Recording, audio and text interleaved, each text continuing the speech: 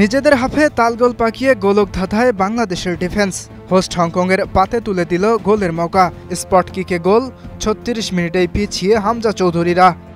বারবার লেজে গবরে রক্ষণের মাসুল গুনে যখন আরও একটা ম্যাচ হচ্ছিল হাতছাড়া। রেগুলেশন টাইমের ৭ মিনিট আগে বাংলাদেশ ভক্তদের জানে পানি দিলেন রাকিব। নিজ ডেরায় হারা দলের বিপক্ষে অ্যাওয়ে ম্যাচে ড্র করে কোনোমতে পার পেয়েছে টিম হাবিয়ার কাবরেরা। এশিয়ান কাপের আশা টিকিয়ে রাখতে হংকংয়ের বিপক্ষে জয়ের বিকল্প ছিল না বাংলাদেশের। মঙ্গলবার কাইতাক স্টেডিয়ামে প্রথম লেগের একাদশ থেকে ৩ পরিবর্তন নিয়ে মাঠে নামেন কাবরেরা। তপু বর্মন, সমিত সোম ও জায়ান আহমেদকে রাখেন শুরুর একাদশে।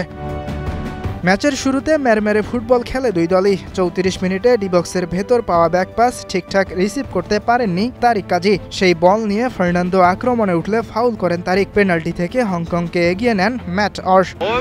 বিরতির পর আক্রমণের গতি বাড়ে বাংলাদেশের। ৭৫ মিনিটে দ্বিতীয় হলুদ কার্ড দেখেন হংকং ডিফেন্ডার অলিভার গার্বিক। ১০ জনের দলে পরিণত হয় স্বাগতিকরা। ৮৩ মিনিটে সমতায় ফেরে বাংলাদেশ। ফয়সাল আহমেদ ফাহিমের বাড়ানো ক্রস হেড করে গোলমুখে ফেলেন ফাহামিদুল। সেখান থেকে জালে পাঠান রাকিব। এই ১-১ সমতাতেই শেষ হয় ম্যাচ। প্রিপারেশন নয় থাকবো ইন্ডিয়ার সঙ্গে বড় ম্যাচ না নিয়ে আমরা ন্যাশনাল স্টেডিয়ামে আইতেছে, একটা রাইভালরি আছে, হিস্ট্রি আছে।